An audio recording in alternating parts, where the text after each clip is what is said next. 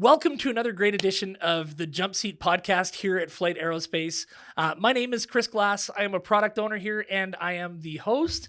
And I am with Captain Mary McMillan, our executive chairman of the board. Mary, welcome. Yeah, thank you. Thank you. It's great to be here as always. And I see you've had a couple of really busy days here for the last little while. So how has it been coming to Calgary?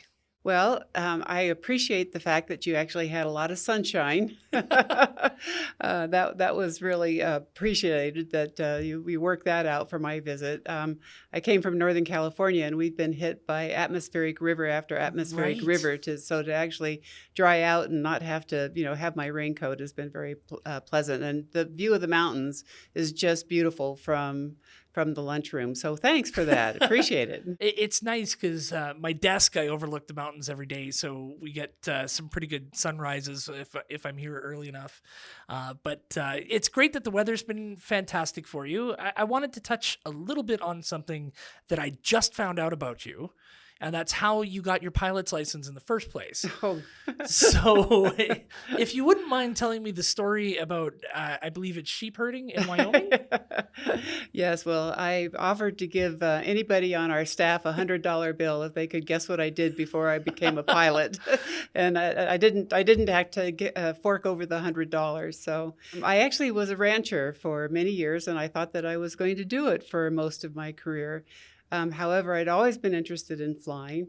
And at one day I had the time and I had the money that it took to go to my airport and take a scenic flight, and basically my first lesson. And I thought, well, this is really fun. I really like this. So I went back for another flight, and finally I said, geez, I ought to see if I could solo.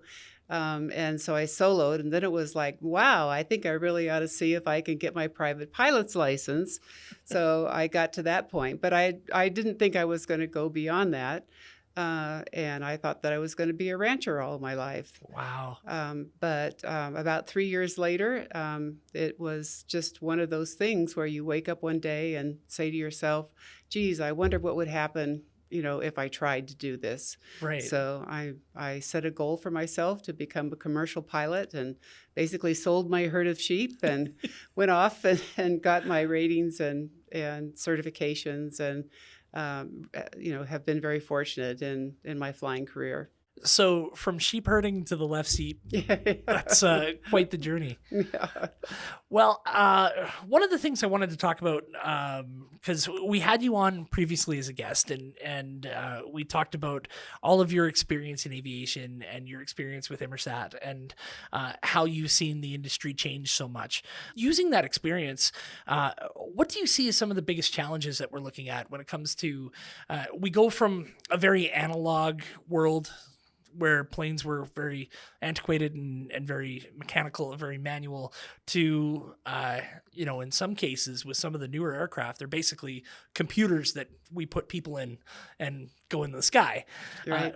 What do you see are some of the concerns that we're facing in the next 10, 20 years with the challenges coming up? Well, I think you actually said it.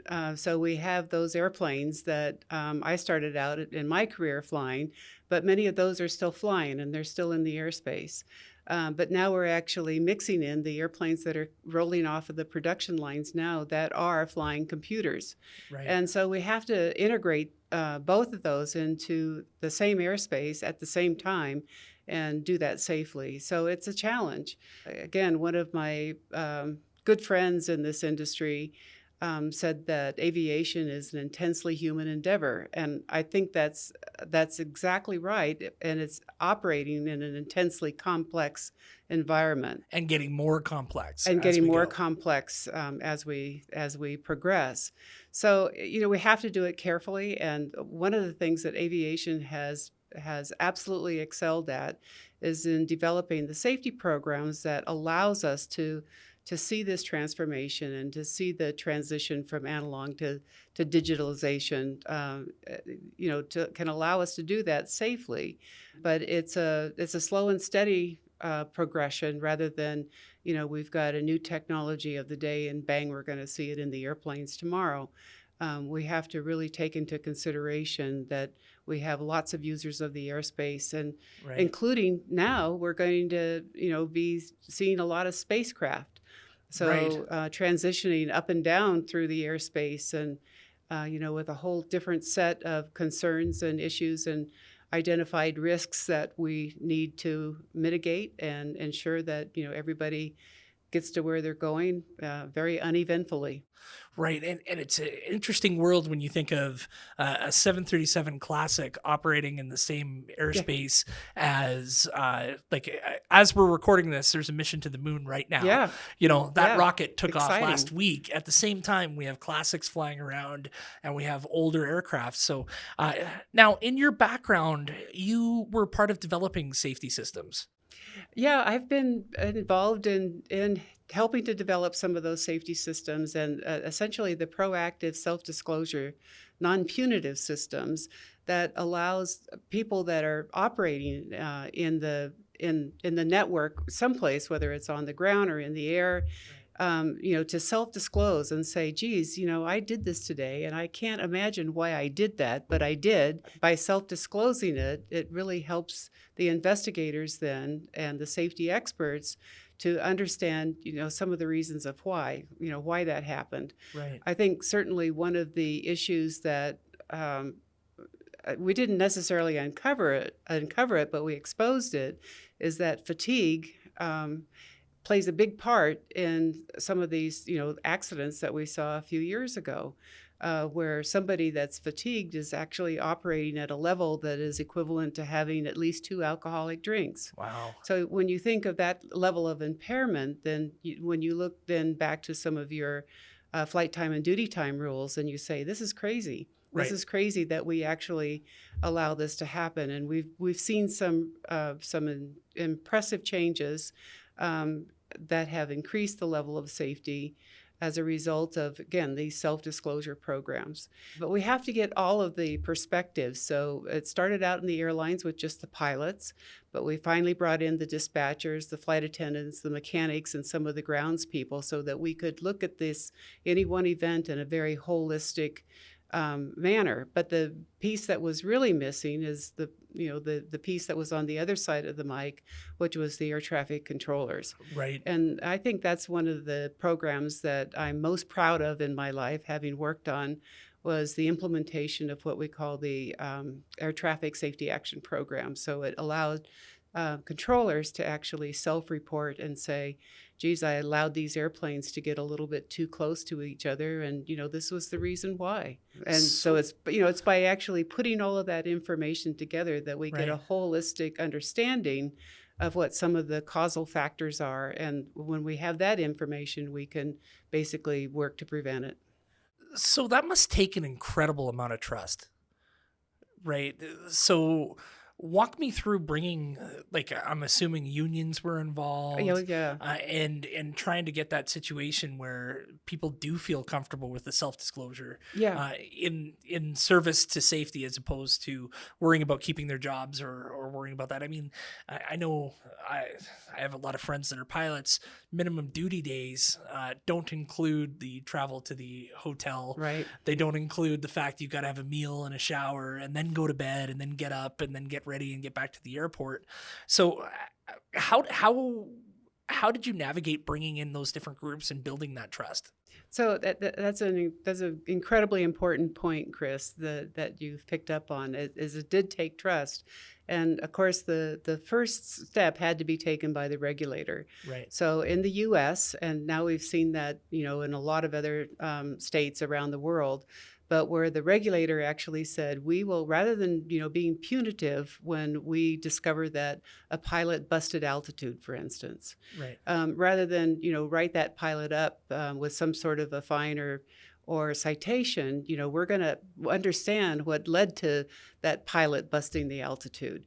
And in order to do that, why they held out the carrot of having a non-punitive self-disclosure that wouldn't result in a fine or a citation, and it could result in perhaps additional training, Right. but was not a discipline. It couldn't be used for discipline and couldn't be used in a punitive fashion. So basically, what you do is you set up a program where you can type out a report, give all the specifics and the details that gets collected, and then that report is redacted in terms of identifying names or features, and then goes to a what we used to call the three-legged stool. So it was a committee made up of the representative of the union, a representative of the regulator, and a representative of the management of the airline. So it's management, labor, and the regulator that are actually looking at the same report, and each bringing that perspective to that report to understand, again, what some of those factors might have led to that. And it was completely de-identified, so we're Completely just talking de-identified. about data, not feelings. Correct. Wow, Correct. and that was regulatory, regulator led, and then Yes. adopted. Did you feel any pushback from the airlines, Oh, or yeah. I mean, I think initially there was, a whole heck of a lot of mistrust on, a lot of parts, but we finally got the program up and running, and pilots could actually see the benefit. So one of the things that we thought was key and really important was we feed that information back into the pilot group, or whatever group it was, whether it was right? dispatchers or mechanics or whatever. We feed the information back into that group, but also, even more importantly, is we fed that information into, for instance, training. If it was a Yeah. training deficiency, or we fixed so many programs, so like lighting at an airport, or if the flight time, duty time rules, for instance. So, one of the questions I have after implementing a system like that, how do you determine it be successful? Right, like what's the checkpoints to show success? Is there any changes that you could point to that came directly from the confidential reporting system that changed for the good, that wouldn't have happened without that trust and without that confidence that things remain confidential? Yeah, there's actually a book full of changes that have been made. I think going back to the example of an altitude bust, which is where you're assigned an altitude, but for some reason you either fly above or below it, Right. um, can obviously cause conflict issues with other airplanes that are in the area, which is why you have the assigned altitude. I think through the reporting system, we were really able to uncover some of the reasons of why that happened, and so it resulted in checklist changes. Excellent. And I think even more importantly, then, when we actually rolled that out to the air traffic controllers, because they're the ones that are assigning the altitudes, and they have a responsibility as well. And so whenever they had some sort of a bus, for them is a loss of separation. So understanding, putting those pieces together and utilizing some of the technology that air traffic control employs, i.e., radar tracks and Yeah. voice calls and those sorts of things, you really are able to get a holistic picture and understanding of what actually caused that. And then it's the responsibility of each organization to go back into whether it's their training materials, whether it's their checklist, whether it's actually infrastructure. I think another event that I can recall that resulted in changes to the airport architecture was a non-precision approach that we flew, that again, we had some issues with vertical control. And part of the reason was the very poor visibility day with some of the lighting that existed in and around the airport, Right. which resulted in that being corrected, and some of the notations on the charting actually being changed and simplified. So And I think it's remarkable. Air travel is one of the safest forms of travel. I firmly believe ever. the fear of a plane crash is not grounded in reality, just based on how safe air travel is. And this is a great example of why. These non-blame based safety management systems can really lead to some successes there. Going forward, do you feel that technology plays a role in supplementing those systems? Like as those planes get better at transmitting data and knowing everything that's going on, it kind of helps replace a little bit of the human factor of the, I think this or I think that. We now know the plane can transmit that, right? Right. So how do you see that moving forward? That real-time reporting working with those safety management systems? Well, I think one of the things that we have to remember is that, for a perfect flight to take place, we go out to the airplane, we assess it for mechanical issues, we assess our weather, we assess all of the factors that actually might affect that flight one way or the other. And in order to do that, there's a whole host of technology that's behind you that's actually helping you make some of those critical assessments. Then we get in that airplane and we actually load up a perfect flight plan that's been developed around making sure that we have optimum performance, that we have enough fuel to get to our destination and a little bit beyond. And, we're going to fly perfect trajectories in terms of both our climbs and our descents and at altitude. And, then, of course, we're going to make a perfect approach and just kiss down on the runway and smoothly taxi into No harm, no foul. Everything works perfect. Everything works no perfect. variables come up. Where the really interesting piece that happens is there's, at any one time in the United States and in Canada, I mean, there's probably another 5,000 airplanes that are preparing to do exactly the same thing at exactly the same time. So we have to have technology in order to integrate that traffic safely with each other, into the airspace. And where it really gets interesting is where you actually have now, you throw weather into the mix, right? But you always have weather, even when it's good. It's that there's weather factors that are going to come into play. Where we really see some exciting times is when you develop the thunderstorms and the real serious potentially dangerous weather, and now you're taking a perfect flight plan and you're either funneling people one way or another or over or below, right. In ways in order to ensure that we're still as uneventful as possible. And without the technology that we have both on the aircraft so that we can see and avoid other airplanes that are in our area, but that air traffic employs in order to give us a flight trajectory that's going to give us the best ride and the most direct routing. We have to have that in today's world, or we're going to cut capacity by a significant amount. And there's not really room to cut capacity the way the industry's growing and the way it needs to grow, quite frankly, because I know the economic lifeblood for some of the smaller cities in North America and across the world are having regular air travel, having regular flights. I know the economic development of an airport like Abbotsford, for example, once they started to get direct jet service and whatnot, made the world a difference for that community. So it's not like we can shrink capacity. We have to keep growing it. And it's not like we can add more sky. Right. Exactly. So, one of the technologies we're really proud of here at Flight is our WBSS sensor that's starting to go on aircraft that we have in house now. It's being used in for other airlines, but that's really going to help us predict some of those weather changes in flight. Am I? Yeah, you're absolutely right. And it's interesting because, in my career, I've seen us move from analog to a digital platform. Right. We're actually at another inflection point where we're going to be, using those platforms, but we're transitioning into a period where not only we pay to board the fuel, but we're going to pay to burn it. And that's because of environmental issues.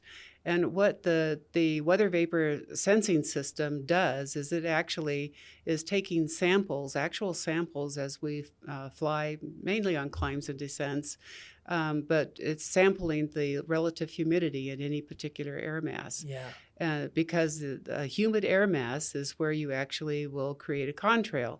I mean, if you look up in the sky, sometimes you'll see the demarcation of where a contrail either begins or ends. And My daughter loves them. yeah, And oh, they're beautiful. They can be I see them up beautiful. there and I see money and a way for us to really change the way air travel works. But my daughter just loves seeing them in the sky. Yeah. She points them out all the time. Well, there can be some really interesting formations too. But one of the things that you'll see is, and instead of calling it contrails now, we're calling it aircraft-induced cloudiness, where you get the right conditions where that will hang in the sky and start to collect into where we actually have filtration of the sun, and we're trapping that underneath that cloud layer, that artificial cloud layer. And there's been a lot of research in this particular area, probably for the last 20 years. And one of the things that we're discovering, or has actually been agreed upon, is that aircraft-induced cloudiness is responsible for, at least as responsible for, some of the negative environmental effects, as is the greenhouse gas emissions. Yeah. So what we're going to see in this next transition period is an effort to actually suppress or reduce as much aircraft-induced cloudiness as we possibly can. And to do that, we have to have data. We have to have the humidity readings that our sensors pick up. And that is ultimately going to be factored into the air traffic control systems, to where they can help guide us around where those humid air masses are. Because any individual airplane knows whether or not they're creating a contrail, but we don't at an enterprise level. And the enterprise level is where we have to work, and that takes technology. Right. So currently, right now, ATC is not making any decisions when it comes to contrail avoidance or what levels people are flying at based on contrails. Correct. And the future, they're going to have that fully integrated. Yeah. So this is a really good market for us to be in at the moment. well, it is. I mean, one of the things that that we certainly, there's been a lot of studies, and some of the information that we also collect with our weather sensors feeds into these models. But Right.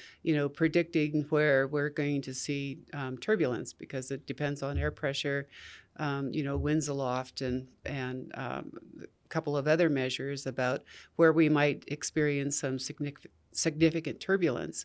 And of course, air traffic control has helped us try to avoid those pockets as well. And we can also employ both, trying to fly above it or trying to fly below it, or trying to fly slower through it. But being forewarned is forearmed, and Right. so it's not something new, but it's a new and different factor that really is going to require a lot of input. Besides weather, what do you see? If you could put your crystal ball on for me, what do you see the biggest changes coming down the road to air travel being? Well, I mean, one of the things we're going to see are electric jets. Right. So we already have some, small ones, and the issue is one of scope. How big can we make it? How Can we much get thrust? it? Yeah, exactly. So there's going to be a whole host of considerations of, I just actually got my first electric car, and I'm just really focused on range.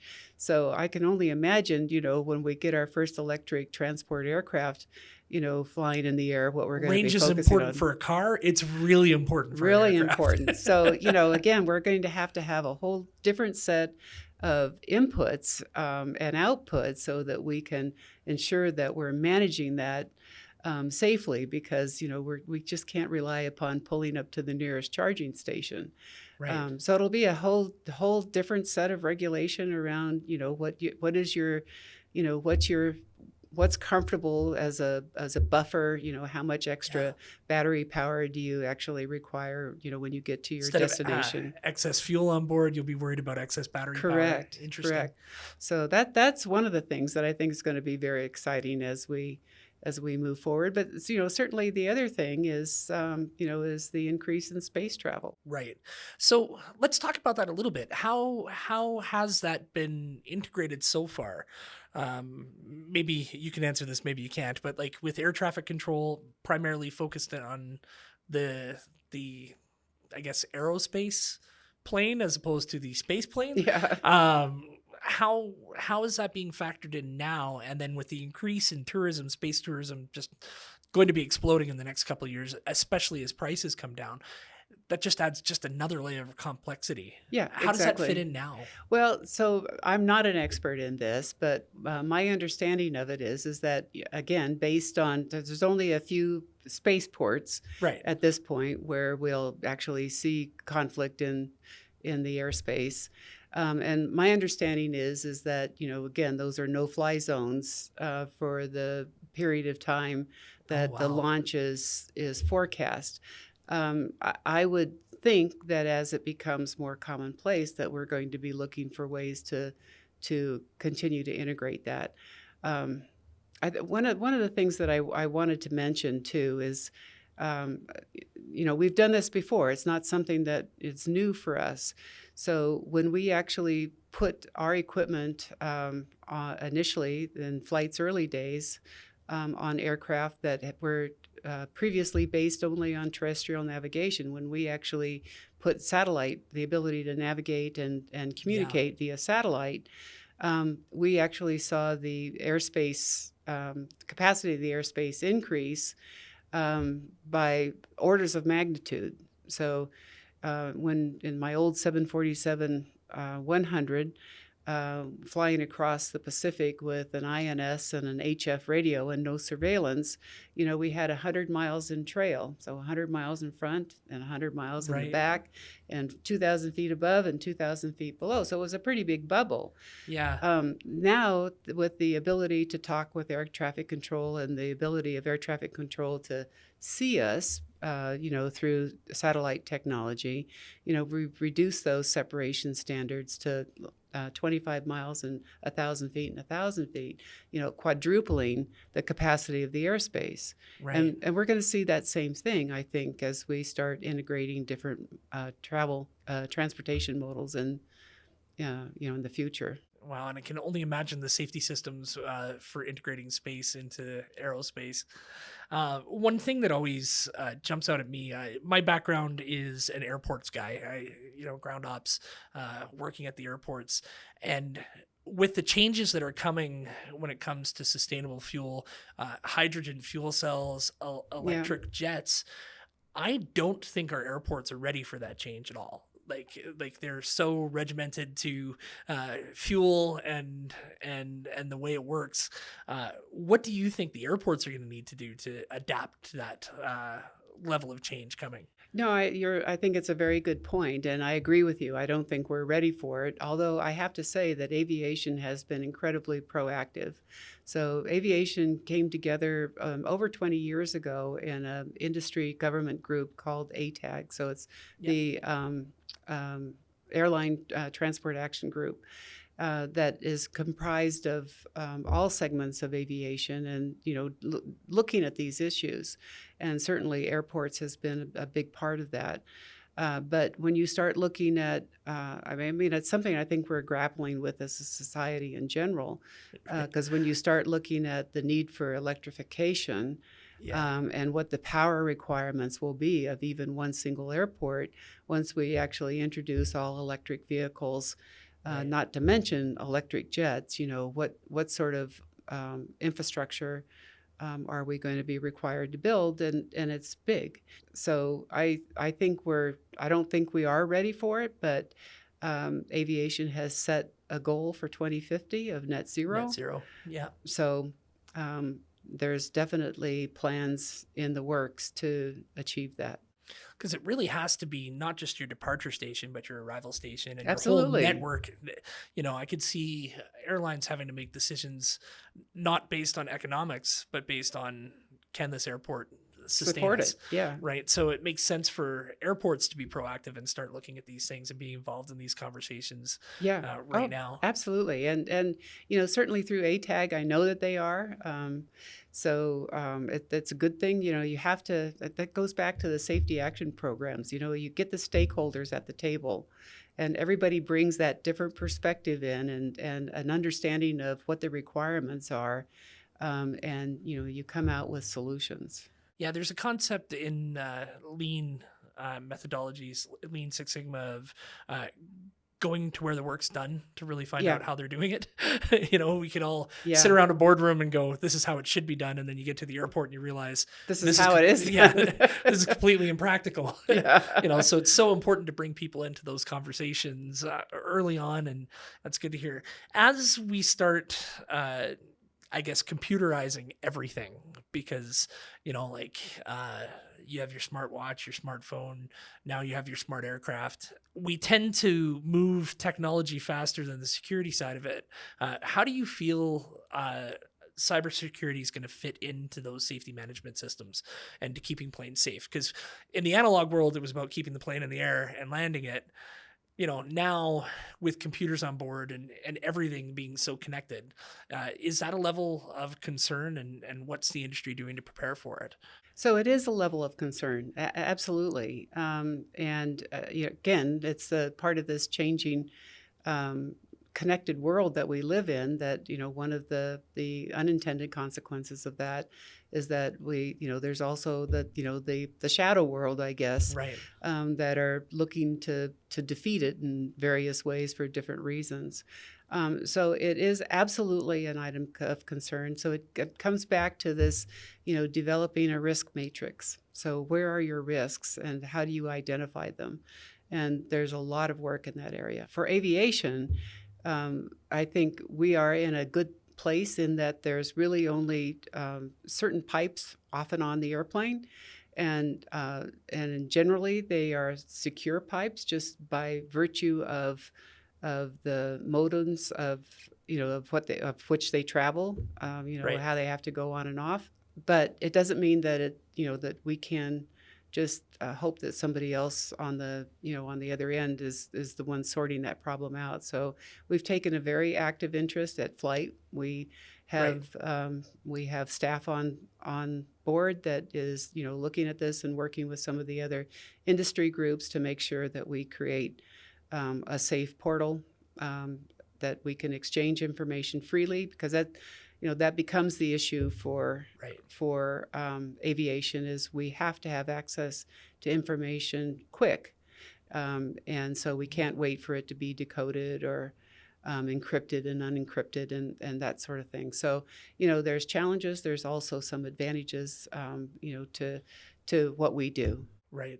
Because it's so compartmentalized. Yeah. Yeah. It's not, you don't plug it in and just Right. have it open source to everything. Right.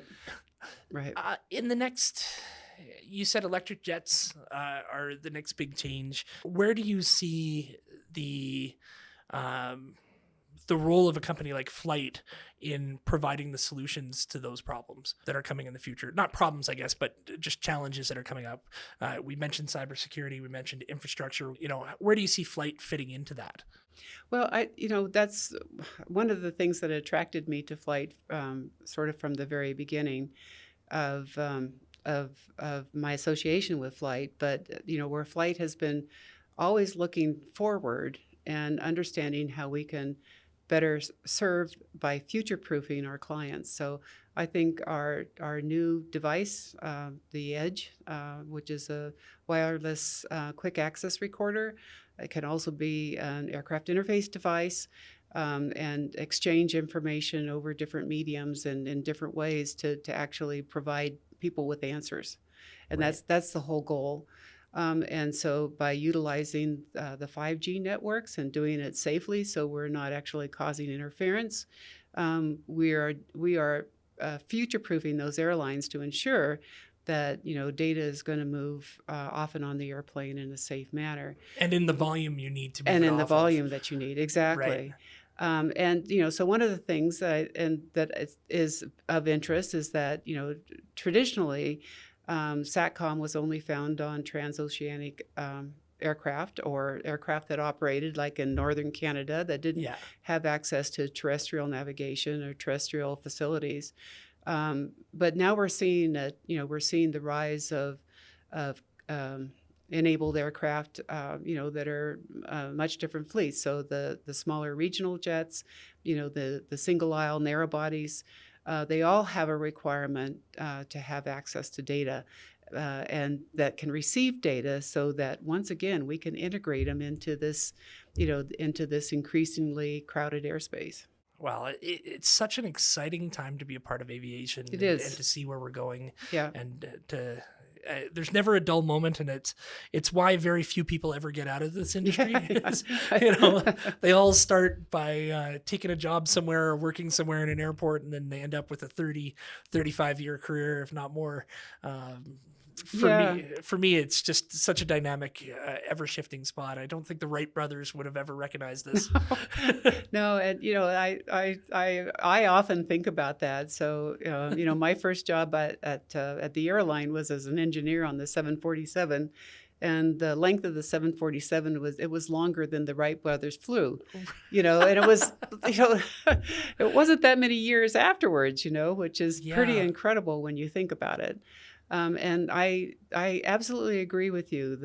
I think aviation and aerospace and the adjacencies to the satellite industry and Yeah. the adjacencies to these subjects are so fascinating that you could never get you're never going to know it all, and you could never get bored with it, because there's always something more to learn. Well, I'm 44 and I'm still in love with the industry and Good. still loving where it's going. Captain Mary, thank you so much for spending some time with us. This has been absolutely fantastic, and look forward to having you back for a third time. You'll be our first third-time guest next time you come back, and we'll have more to talk about then. But I really appreciate you spending some time with me today. It's been wonderful, Chris. It's always a pleasure and always a joy. Excellent. And thank you for spending some time with us here on the jump seat here at Flight Aerospace. Thank you very much, and we'll see you next time.